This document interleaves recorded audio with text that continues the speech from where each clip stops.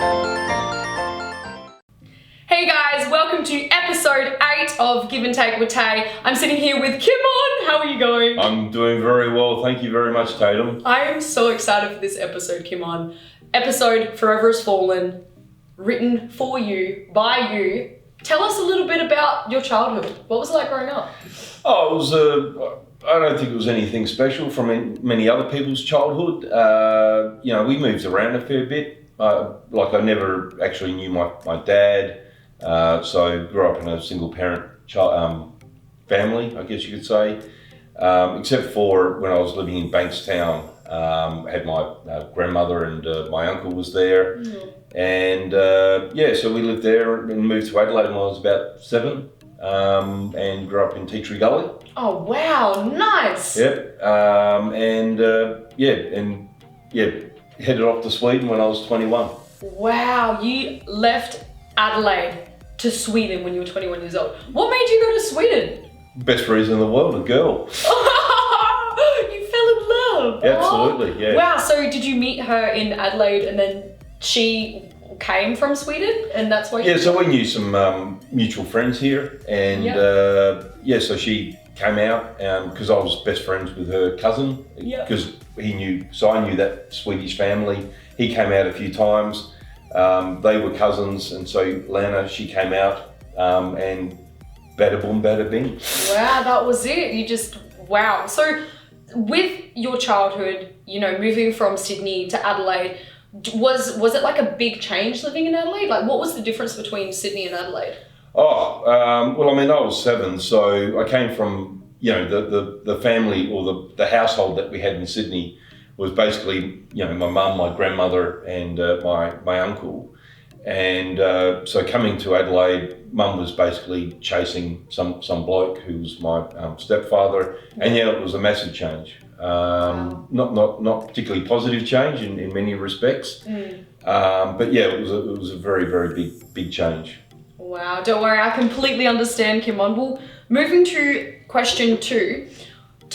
What is Forever Has Fallen? Like, we've been working with you for a while now, and for those that don't know what Forever Has Fallen is, could you give us just a little bit of a rundown? Sure. I mean, it's a podcast game is essentially what we've made, and it's a form of entertainment where we want the fans to be able to have interactivity with the story, with the characters.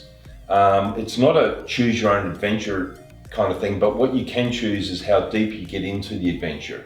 It's an action thriller. There's plenty of bullets and gunfire and violence and swearing and all that good stuff. All the good stuff, guys. All the good stuff. But it's about enabling fans to dive into the story. You get to go and visit the companies. You get to interact with characters. You get to interact with things that are associated around the story. We've got conspiracy websites about Russia. We've got a tribute to a former Swedish Prime Minister. It all makes sense when you're in the story. There's a whole sort of story world. And the cat's tail is right in the camera. Oh, is it? Oh, no. Oh, that's okay. Oh, it's gone up again. Yeah, you might want to move the cat. Yeah. That's okay. That's a side, guys. What does it never work with children and animals? Oh, mate. Cats. Jesus Christ. And I bet you he did that deliberately as well. Oh, he knows exactly. He's like, I'm going to mess this up. You little bastard. So we've got this vast story world that you can plunge into, and then there's challenges you can solve, there's Easter eggs, there's hidden content. It's a new form of entertainment. And there's a Discord community. There's a Discord community as well, and so if anyone ever is feeling like they're lost or they need help, we've got some amazing people in Discord, and they're all from all parts of the world as well. We've got a guy in Singapore who's just magic. He's an amazing guy. I think the other guy's in Melbourne, and we've got somebody in Canada. And so between them, they kind of cover the whole world. So touching on the Discord community and people who are actively taking part in Forever Has Fallen, guys, like this Forever Has Fallen is Adelaide made, Adelaide owned. Kimon made this here, and the fact that it's gone global, on a global scale. Can you tell us a little bit about that relationship? Like, what's it like putting your dream into this, making this a reality, and now the whole world is kind of like looking at it? It's really gratifying. It's like, I guess, being an artist and you make something and you go, so for you, you can look at it and go, wow, that's really cool. And that's amazing. And it's only though, I think the true test of any artist, any creator, is that when you put it out there to the public, what do the public think? And I think you can only call yourself a real artist or a real creative when you create something that other people get value from, or else it's just another form of self-gratification, you know? So you've got to put it out there. And the thing that excites me around the whole world of, you know, digital and internet and mobile and is that whatever dream you might have now is you can take this global. You know, you can go global, doing what you're doing at the moment.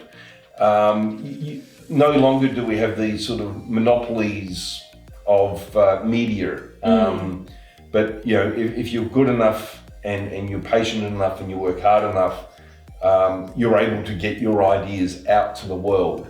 And it's only by getting those ideas out to the world that, you know, you can actually build upon that and create an audience and create a community. But the important thing is it's got to be something that people want. You know, it can't be something for you. It's got to be, you've got to create something that other people will have an interest in. Well, or else it's just a hobby. You know? Otherwise it's just another thing that I do. Well, touching on the whole, it's what the community wants. So what's that looking like at the moment with Forever Has Fallen? So obviously you're working, you've got a team behind you guys are working so hard to put this creative thriller podcast together, not only, you know, to get Adelaide on board with this, but, you know, what's the gratification looking like? Like, how is this dream becoming more, I guess, exposed to the community? So, what you got to remember is that when we started with this, we actually had no idea what we were doing. And to be honest, there's probably still an element of that.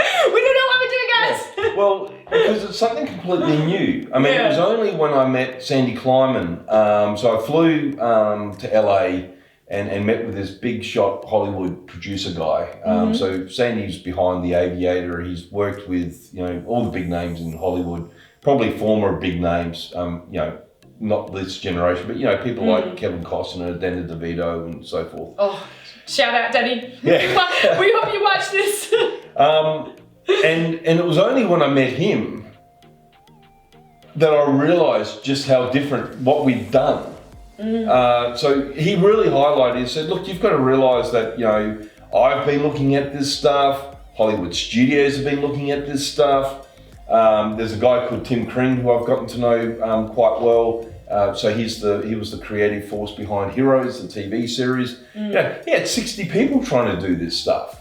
And we just came up with it and just developed it, not realising how far ahead and how different this was.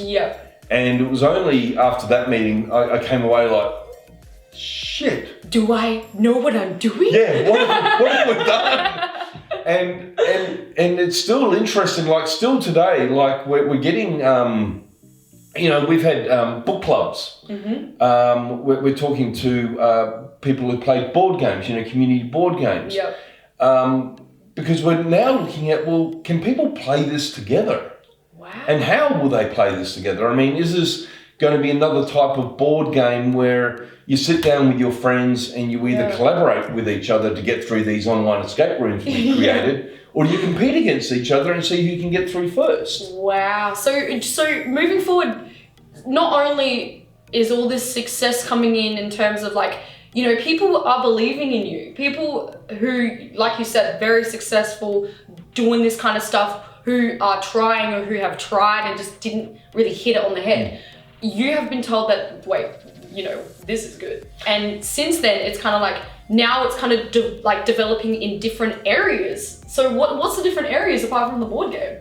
Well, it's now that it's out there, when you're a creator or an innovator, we'll have a predetermined idea about what this will mean to other people, because it has that meaning to you. But what you've got to be prepared for is that can change, because the market will change it, people will change it. Yeah.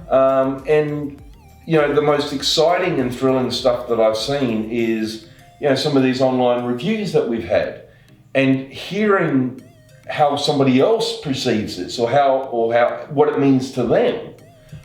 That's the exciting thing. It kind of gives you fuel in a sense, doesn't it? Because if you've got someone who's, let's say, a big fan, or they've just become a big fan, and they've kind of maybe even given you an idea. They're like, hey guys, this is so cool. It kind of reminded me of this. And you read that and you're like, oh my God, idea for the next episode. Or, so in a sense, what you're trying to say is it's kind of like a machine. So you would put it out there, they kind of spin it and curve it back to you. And then you decide, look, do we keep going with this? Do we change it? Do we alter it? Do we stop? It's kind of like that kind of thing. Well, touching on that machine, talk about the podcast, talk about the episode. Where's the creative ideas? Like, where do you get all of those kind of concepts? How do you guys make these podcasts? So I do all the script writing. Yeah. And it's a really, I don't know what other creators say, but I find it a very hard question to answer. Like, where do you get the ideas from? What makes you smart? I'll take long walks. I'll play different scenarios. I mean, the most important thing for me is, I want every episode to be like the opening of Jaws. I suppose one of my big inspirations would be Steven Spielberg. Yeah. I mean, he is one of the greatest, if not, definitely top 5 storytellers like ever, period. Crazy. It doesn't matter he's won hardly any awards or anything. I can't believe that too. That's weird. Yeah. His name is just, I study film, and he is just the biggest name bomb to ever be dropped all the time, because of his composition, the way he works his characters, how it's filmed, the end is the middle, the beginning is the end. Yeah, he's just crazy. Just masterful. And so you think about how he structures things.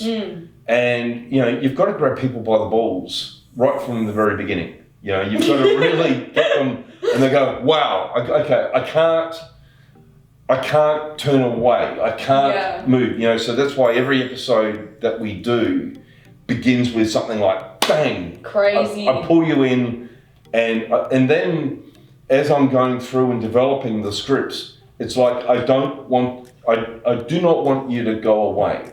I want to hold you for those 20 minutes. And so doing every 20-minute episodes is kind of cheating in a way, because, to hold someone's attention for an hour and a half is very different from 20 minutes. Yeah. But every episode is really created to draw you in, grab you, not let you go, and then sort of like at the end, it's like, okay, I've got to listen to the next one. Yes. And so far we've seen that. I mean, we can see that on the data, that we get from our podcast platform, that when someone listens to episode 1, it becomes like crack cocaine. They've got to keep getting the hit. They've got to keep going. They've got to keep going. And the other cool thing is with the story worlds that we've created, that people can explore those as much as they like. So some people can be reasonably superficial, and that's fine. I mean, it's not for everyone. But for those who really want to get into it, there's hours and hours of entertainment and fun and discovering things. Not everything's as it seems, and it's really good fun. We've got hidden sort of like scenes.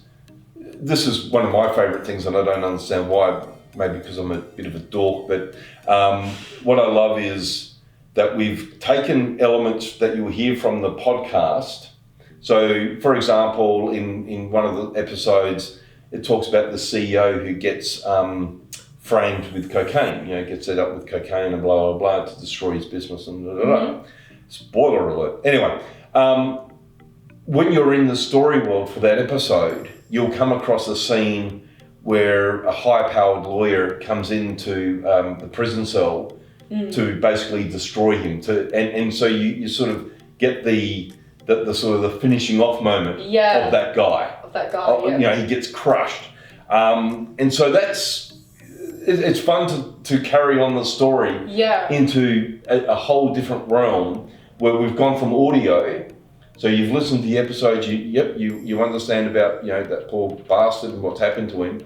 But then you get to see another experience of that. And that's pretty good fun. That's incredible. So you're playing with personalities, you're playing with audio, different sounds, all of these cool techniques, and you've meshed them together to make a really cool thriller podcast. So my next question is, in the process of making this, what's been the hardest things? Like what's been, you know, have you ever hit those walls where you're like, oh my God, I can't keep going, or, you know, what have you put in place to kind of get out of those situations? So, yeah, I mean, there's probably a couple. I mean, there's one is the creative process, and every creative will go through that thing of where you can hit a wall. I think the trickiest thing for us is stitching together the challenges and clues so that they align perfectly with the storyline and the plots and the character arcs and things like that. And doing that is something that other people have tried to do and they haven't been able to do. And I think the big difference between us and other people who've tried this is that they've taken, so I'll take, you know, the example of Heroes. You know, they had 60 people paid shitloads of money to try to create this whole transmedia, you know, universe thing that we've done. But the big difference is that they already had like content. They had the episodes, and then they were bolting things onto it. So I'm not saying that they were stupid or anything, but it's a very different.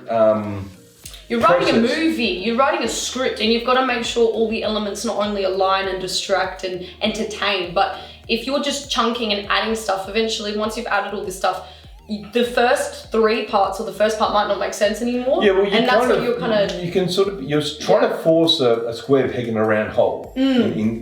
But ours is actually purpose-built.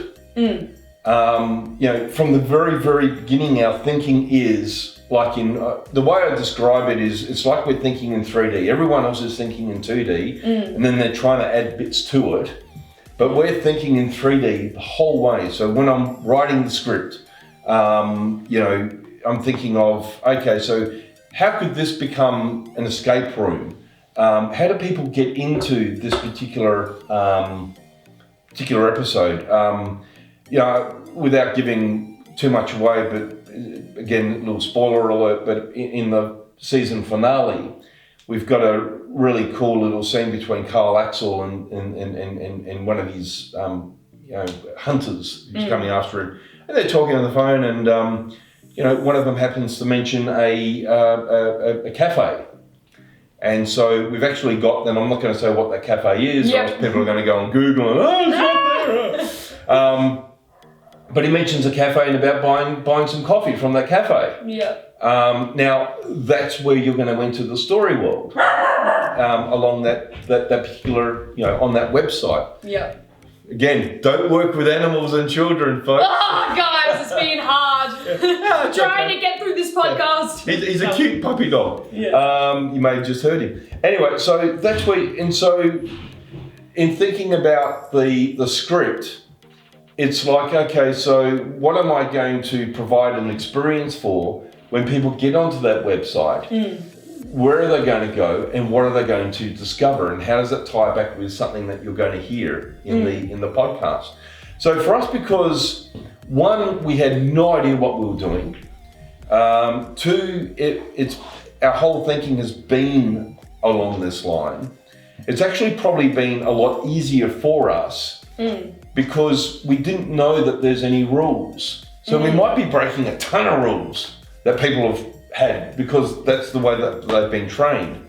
But we don't have that kind of legacy. And that gives us a lot of freedom. That's a lot of fun. Definitely. I think working within any organization, whether it be as simple as, you know, having a hospitality job or, you know, whether it be you're your own boss, I think having rules are great to keep things together, and, you know, you need something to function and you need to have a nice routine which allows you to kind of get everything done.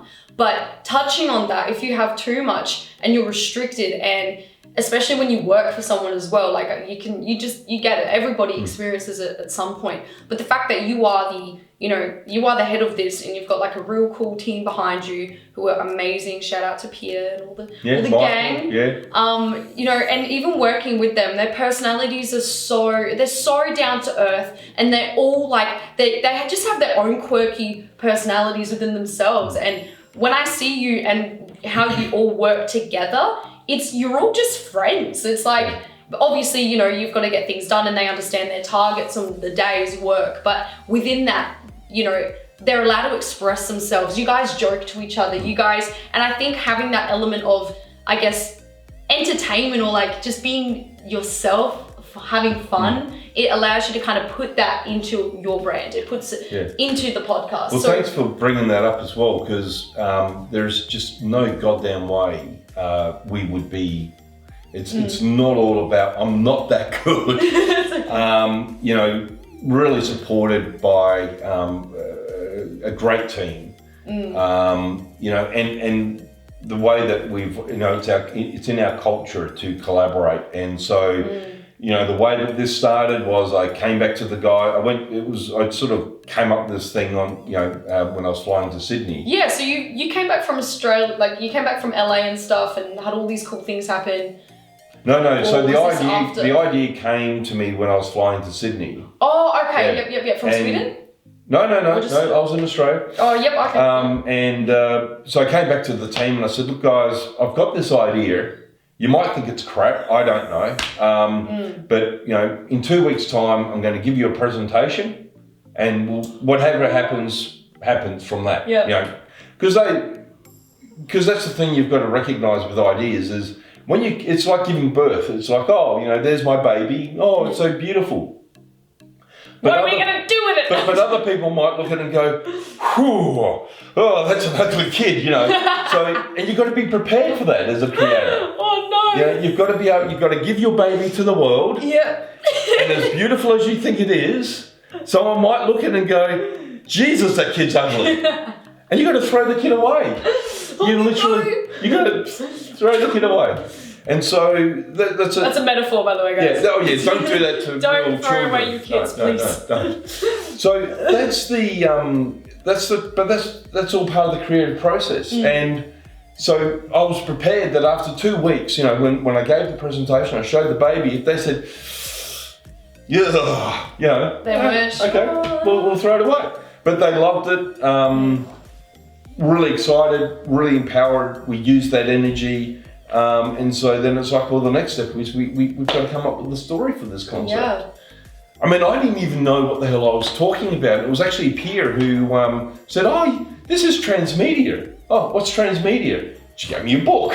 And so I'm like reading about transmedia. I'm like, oh, that's pretty cool. Okay, cool. That's exactly what I'm on. Yeah. That's what I'm talking about. And that was actually useful. And goes to your point about setting up rules. I mean, one of the important things that I learned from that book actually was never try to make it like it's real. And the amount of times that has saved my bacon when I'm thinking of ideas, and it's like, hang on a second, you're trying to make it like this is real. Don't try, because then it's not fun anymore. That's such an interesting... Because you end up in a corner and it's like, oh, fuck, what am I going to do for the next one where, in 5 years' time someone comes across this and we've tried to make them feel that it's real, they'll go, well, it's not. It's not, yeah. But you've got to give people the content, the characters, the structure, the plot, for them to make up their own fun. I mean, that's true. The brain is incredibly powerful. I mean, we could have just made a book. Yeah. Do you know what I mean? Like, you've got to give people the ability to use their own imagination, to use their own fantasy, to use their own curiosity, to form what it means to them. And if you as a creator try to force that too much, then you've basically robbed your audience of a big part of the fun of what makes a great story. Honestly, touching on that, I can really align with that today. Like, I forgot my laptop. There's dogs and cats running around. You know, it's one of those days for me. There's noise. There's doors opening, and you know, before this, I was kind of like, was this in your contract? This is no. It's I'd be talking to my agent. It's like, this is. But no, touching on that though, I was so devastated. I forgot my laptop. I'm like, oh no, I can't do this episode without my laptop. I need my laptop. Everybody has a laptop. And then I'm like, wait a minute, shut the hell up. Just get the thing done. Talk about it. To overcome. And I think. No, but that, I really align with that, and I think that's the lesson I need to learn today, and it's to kind of like, even though it's real, our laptop is real and I need it, or, you know, I don't think you do, because like the entertaining and the values and who you are, you've got all those within yourself. Yeah. And to have a great team like Pierre and Michael, everyone else that's just worked for you, us, it's just to be able to see all of this unfold and to make content and to believe in yourself. Like, all it comes down to is you guys all believe in yourselves. And you know, you debate, and you if there's a good idea or a bad idea, you decide whether it be good or bad. I don't think it's about good or bad, but it's about if the whole team believes in it. And to see all of you believe in that is incredible. So who inspires you apart from Spielberg? Who inspires you? Like, just generally, like, did you grow up having, you know, cool Marvel characters in your life? Did you know, who inspires you? I don't have like one singular, like I'm not a guru kind of person. In fact, I'm very anti-gurus. I think your gurus or your icons. Are you an atheist? Is that what you're saying? Yeah. Oh, okay.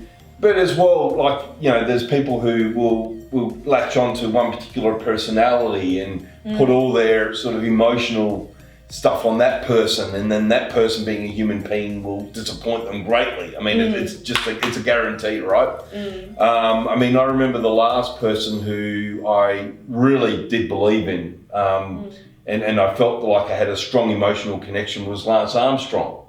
Well, we know how that turned out, right? You know, and I'm like, Jesus, because I really believed in him as a a guy who came back from cancer and won 7 Tour de France's, and I read his book, and there was a lot of inspirational stuff around the way that he trained, and that stuff was all still true. But he was doped to his goddamn eyeballs, and he was cheating, and it turns out that he was a real arsehole. So, wow. So just be careful about gurus and icons. But I draw inspiration, I guess, depending upon the moment. There's moments where during this project, honestly, I'll say that I wanted to just the easiest thing in the world now would to be to just stop, because you've got all these levels of anxiety. You're looking at this big mountain, you've sunk all this money into it, all this time, all this effort, and then when you're looking ahead, it's like it's just going to be more time, more effort, loads of uncertainty. You don't know if people are going to care about it, or blah blah blah. So there's been those moments where you're like, oh man, I just can't do this anymore. And then, you think about someone like Churchill, who said, when you find yourself in hell, keep walking. And it's like, well, yeah, just keep walking, And then there's other moments where you feel on top of the world and you're energized and you feel like you can take on anything. And then you look towards, people like, I don't know, like a Bill Gates or a Steve Jobs, who have been crazily successful. And it's like, how did they harness that success? How did they scale that success? What was their mindset? Probably I'm more of a Steve Jobs than a Bill Gates kind of guy, but, so his fanaticism for detail, I love the story of where he was talking to an engineer about putting something in a device, whether it was an iPod or whatever, and the engineer said, but no one's going to see it. And Steve said, I've seen it. You will do it that way because I want to know that it is perfect. Even if no one's going to see it, we all need to know that it sits perfectly within that environment. Yeah. And that's what it's that kind of stuff where, where you're pushing yourself in creating the content and creating the product, and you feel for I feel exhausted, I feel tired. the easiest thing would be to stop. But then it's like, no, come on, Yes. when you feel like you can only do 8, try to do 10. And so, and I really hope that people can see that in the work that we've done. We've gone to extraordinary lengths to have, authentic experiences for people. And it's really important where I keep in mind what other people have done and what other people have achieved and their approach. That sort of stuff inspires me, because you can see that is the right way to do certain things. But other people who inspire me could be, like I think about my wife and my daughter, how they went through an academic journey that there was no way that I could ever do. And the discipline and the effort and the work that they put into doing that. And then, I look at my son who, again, has, skills and capabilities that I don't have and never will have. Like, he's a really great guitarist and skateboarder. And that's come through just hours and hours and hours of relentless practice. I'm more someone, if I can't master something within 10 minutes, it wasn't for me. Whereas he himself is just like, I must dedicate 12 months of my life to this. Oh, and he'd be spending hours, just to learn, listening to a Metallica song and just mastering minute by minute by minute by minute, and then put it all, and then not only put it all together, but then he would practice it with his eyes closed and just all these kind of things just to get to that level, and that I really admire. But but that's his thing, But I think it's important that you get inspiration from different people and different scenarios and different to match certain stages of your life or the things that are happening within your life at that given moment. Like I've got a couple of mates who are have, or still are. I don't think you stop being an alcoholic, but that they've got themselves off booze. I've got well done guys.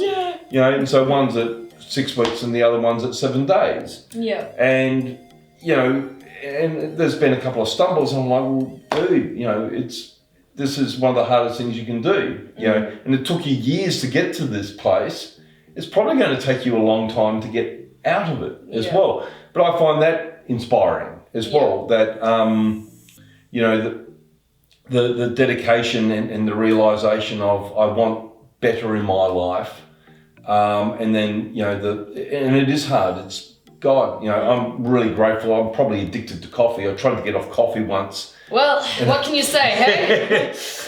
Couldn't do that, and so the thought of like alcohol and other things like that, it would be very, very difficult. And so I think I don't get inspired by one particular person. It's probably a long, convoluted way of going about this. Oh, it's cool. You're a very open character. But there's a whole source of different people, and also situations and scenarios where you hear of how a group of people got through one particular thing, and there's some people who've had an incredibly hard life. That they may have certain disabilities, but they still find a joy and happiness in life. And I think that's overall. I think that's what we're all trying to do on this beautiful planet. Is if you can attain happiness and contentment, I think no matter what you're doing, I think that's the thing. And I'm really happy to be able to say that. I'm very happy and content in my life. And of course, bad things happen every now and then, and things will try to knock you off that particular. But overall, I can see that for the rest of my existence, I'm going to be happy and content because we've had the children, and I've been married for 28 years, and I've had a really good career. I've done things that I've wanted to do, and there's going to be other things that I want to do. I took up cricket last year, this year for the first, never played before, and thought, why not? And that was good fun. I'm actually taking singing lessons, which is a huge... No way! Yeah. Can you give us a tune now? Absolutely not. I've only had 2 lessons. And And I've got no natural ability as far as I'm aware, you know. What inspired you to start singing? I just love music. Yeah. Do you go see someone? Yeah. Fantastic guy. I'll give him a plug. Army. What is it? Australian Metal Music Institute or something. Wow. So hey, Backman, he is actually really awesome. He is a great coach, and I really appreciate him. That's incredible. So not only are you an open person who's willing to obviously learn from all stages and aspects of life, whether it be people, situations, the good, the bad, the ugly, you're also stepping into this realm of not only where, you know, not coming from a solid academic level, you're admitting to that's just kind of not really me. I'm more of a go-getter. I do this, and you know, you really value yourself and the imperfections you have. And instead of sitting in the place of, oh, you know, I'm not smart enough, if you know, you don't worry about it, and you kind of just do, and and if you fail, stuff it, you just keep going anyway. So you've developed these really cool capabilities through your childhood, growing up, learning and going and meeting really cool people doing awesome things. So going back to the Forever Has Fallen podcast, do you play games? I haven't heard of you playing games at all. Like, do you generally play games? And if you do, what are those games? Oh, I play mind games. No. Oh, yes. All right, guys. That's it, I'm out. I used to play a lot of games. I just don't have much time, unfortunately, to get into games. I'm kind of begging my wife. I'm politically managing. Please play Monopoly. Yeah, I'm politically managing the situation of, you know, maybe I could get a PS5. But like every time I bring it up, PS5. Yeah, every time I bring it up, she goes, "When are you going to use it?" I mean, you know, you've got all this other stuff happening. You know, from her point of view, it's a complete waste of time as well, and she's probably right. You know, but yeah, it's just a time thing. You know, I've got. You know, I've got Forever Has Fallen. I've got, you know, Kimon Lycos, which is our advertising agency. You know, I've got my, you know, I go to the gym. I do a lot of reading. I love watching the rugby league, you know, NRL, meeting friends. Now I'm singing. I'll be playing cricket. This, you know. Yep, you've got a lot going on. You know, it's. To find time to chuck it in when you can. Yeah, so I've got a couple of friends, and my son actually, he'll bring around his Xbox, and so we'll spend maybe a couple of hours of him whipping my ass. It's so like what games? You know, mostly first-person shooters. You can rip off some aggression, so you like Call of Duty stuff. I used to really love Counter-Strike. Wow. And I remember when I had the agency in Sweden, I set up our boardroom, totally geeked out, but we had a kick-ass sound system. We had a big screen. You got to remember this is back in the late 90s, right? So this was pretty choice setup. Stone Age technology. And I'd go into work early in the morning, you know, before any of the staff turned up, and I've got this thing cranked. It's like guns and barrels and explosions and all sorts of shit going on. Search and destroy. Yeah, Unreal was pretty cool actually. I remember playing that, getting addicted to that. Yeah. Like, headshot, God mode. You know, my God. unstoppable. It's like that a Mortal Kombat. Yeah, that was good fun as well. You get a kick-ass weapon and just like popping people's heads off like cherries. Wow. That was good. But moving anyway. forward, it's crazy. It's a crazy thing with games because you've got to have all the perspective, like. Because I was always kind of more, you know, I've got 3 younger brothers. They love their Xboxes and PlayStations, every single game. Growing up with that technology of really cool games coming out every month, I was always the bigger sister, kind of like, put it down, it's a waste of time, you don't want to play that. Like, that was just my character with them. I'm like, you know, because I want them to, you know, I want them to do cool things and stuff. But so I had this mentality, and then but looking at it from their perspective, it's very interesting because, you know, it's a way for them to wind down. It's a way for them to not only get really good at this game and learn things from this game. Like my brother, he was a massive fan of, what's that game called? It's like with the pirates and stuff. Oh, I forgot the game. Can't help you. Oh no. What's it called? It's huge. It's like... Lost Treasure? No. I've got a Harmy Hardies. No. I forgot what it's called. Assassin's Creed. Yes, that's it. Assassin's Creed. Who said that? The cat said it. The cat said it. My brother loves Assassin's Creed, and because of that game, he learned so much about Greek mythology. He learned a lot about like politics, and he learned a lot about that way of living and things that I didn't really know. So not only was I wrong about games in terms of like it being a waste of time, it's for them to wind down, become one with themselves. You know, kind of, it's just a cool thing for them to do. But I think a big part of it's escapism, right? Yeah.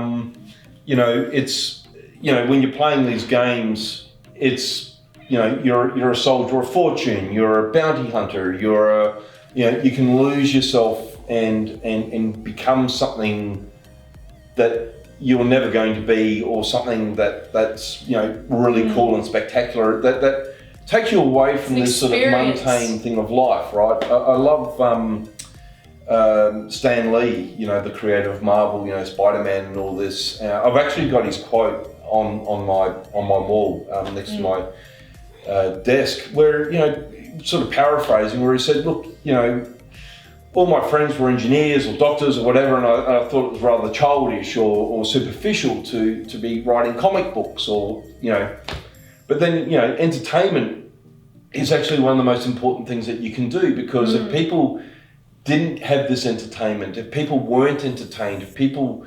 couldn't get lost into something else and you know, and just simply enjoy themselves. Spider-Man's my favourite, by the way. You would... Who's your favourite? No, I don't know. Again, I find it very hard to have favourites. I'm kind of like, Batman's kind of cool because he's human, he's a billionaire, cool. you know. He's a billionaire. You know, he paid his way to get there, you know.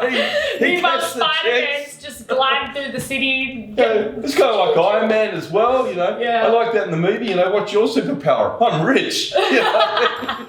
I got an awesome-ass car and I've got a deep voice that says I'm a Batman. It's but I think that's really important, that, you know, if people didn't have entertainment, they'd go off the deep end. I think with games, like with your brothers, and, you know, it's being able to take yourself into a different place and to be part of something different, something special. And, you know, that's what I'm trying to achieve with Forever Has Fallen, is that there's this whole world of billionaires and, you know, massive egos and big technology plays. Plot twists and you know, it's got everything. And you can just get into this world that most of us would never, you know, we don't know anything about. You know? And that's a lot of fun. Definitely. Well, touching on that, Kimon, with Forever Has Fallen, for those who, like I said before, that don't know much about it, but now who are interested, how do they get involved? What are the simple steps in participating and getting behind this awesome, amazing local game, which you should tell us about the exciting news that's going on as well. So so we've been doing a Kickstarter. So, you know, hopefully that's become successful when this comes out. Beautiful thing of pre-recording. So we'll see. Maybe the follow-up is me crying like, oh God, what did it work? But please do not cry. We do not need tears. I don't have tissues. But no, so far so good. You know, we've got really good sign-ups for it. So I'm really, really super pumped about it. So the simplest way is just go to foreverhasfallen.com, sign up as a bounty hunter, and have a shitload of fun. That's as simple as that. Look at that. Well, that's it, guys. I'm pretty sure we've covered up a lot of the things, except there's one thing I do want you to say. Are you in a competition at the moment? Oh, yeah. How could I... This is like the biggest thing, man. You gotta talk about this. Yes. Well, I don't know. Is the competition going to be over in 8 weeks? Yeah. Yeah, it should be over. So hopefully when this comes out, we'll see what's happened. But yeah, we've got nominated in the Webbies, which is... The Webby Awards, guys. Yeah, it's massive. It's... So for those who don't know about the Webbies, it's like they've received 13,500 entries from around the world. They get 5 million hits, visitors to their website. Last year they had about 2 million people vote. Wow. For the different entries that are there. So, this team of 4 people have created something that's now top 5 in the world. Forever is Fallen. And we're in the top 10% out of the 13,500 entries. And we're up against companies that have got millions of dollars in budget and massive resources. So I'm extremely proud to get this far. It's like when I got the news, literally, like I actually did tear up because I'm like, wow. How is this happening? Like, just wow. For those that don't know what the Webby Awards is, guys, basically it's like the Golden Globes for websites and companies. For the internet. Just for the internet in general. Yeah. And the fact that you are in the top 5, currently coming 3rd place, a little team of 4 people, 4 amazing, creative entrepreneurs coming up with Forever is Fallen, is going against all odds of, like you said, 13,000 applicants and what so. Is crazy, guys. This is coming from South Australia. This is coming straight from our back door, Adelaide. So yeah, this is coming out in 8 weeks' time, so we will get the results then. Oh yeah. Before then. Yeah. But the fact that you've made it onto this coming 3rd place in the top 5 is incredible. So you should be very proud of yourself. Oh, we are. We definitely are. I mean, it's a great reward. It's it's very prestigious. Very well put together award, and it's like we've come so much further than many others who are much bigger than us. Have ever come. So it's kind of our little moonshot. We feel very proud of it. Definitely. Well, we shall see what the results will be very, very soon. Do you know the date when it gets announced? I think it's around the 8th of May. 8th of May. It's coming up very soon. Yeah. Well, Forever is Fallen, guys. Thank you so much for sitting down with me, Kimon. It as always, such a pleasure. I'm so excited for you, the team, to see what basically happens. Who knows where this is going to go? Is there anything else that you'd like to say for those who have watched this entire podcast, who maybe love games or who want to make their own games or get involved with you? Oh, sure. So 1, support us, please. Give us a thumbs up. And 2, if you've got an idea and you want to get it going, just have a crack. Think global.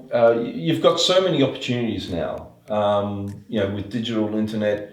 Like back in the 90s when we were trying to be at the forefront with the agency in Sweden, with video content on the internet for our customers and so forth, the gear alone cost like 50 grand. I mean, it was like major consideration. Wow. Today, you've probably got stuff that when you buy a Mac, just like this in general itself, like it's got everything. Yeah, you got 10 times better stuff, and it's for free. It's like, so it's just really think about your idea, make sure that there's a market for it, test it with the market, and never ever give up. Because trust me, there's been a few moments during this journey where I've been like, you know what, and actually even the thought of giving up gave me a feeling of relief.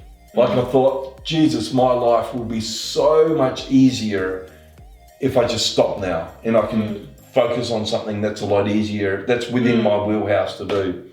And thank Christ I didn't, And you're sitting down here next to me. So just keep going, and get mentors. Yeah. Surround yourself. There's a whole bunch of really good people out there who you'd be amazed that if you were to ask them, hey, could you be my mentor? Can you help get the best people that you can, the very best people that you can around you, because it's saved me so many times having these where you can talk to them, and when you're feeling down or when you're feeling up or whatever, but to get that direction as well. That's really, really important. Incredible. Well, that's it. I think episode 8 is pretty much done. You pretty much hit all the things I needed to ask. Sorry, but I didn't bring my laptop today. We kind of just swung it off the bat a bit. But speaking of that, I hope you enjoy your cricket coming up and your singing lessons. Yeah, we'll see. We're not yet to book out the entertainment centre, so. We're going to get you in the rhino room soon. Don't be worried, Kimon.